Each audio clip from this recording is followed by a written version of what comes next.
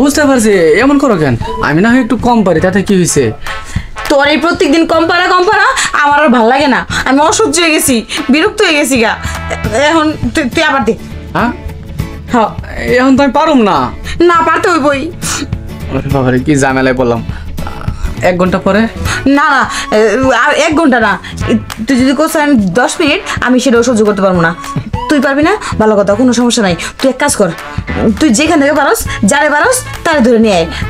তাও আমার চাইতে মেরে দেবো, আমার চাইতে তুই এখন মেরা, নয়তো কিন্তু তোর এই বাড়ি থেকে বের করে দিব, তোর এই বাড়িতে জায়গা দিব না।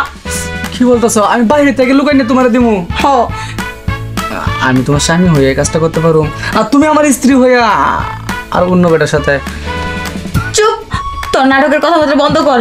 তোর সব নাটক মজা লাগে না। তুই কি বুঝবি যে একজনের চাহিদা কতটুকু হয়, আর তার চাহিদা পূরণ না হলে কেমন লাগে?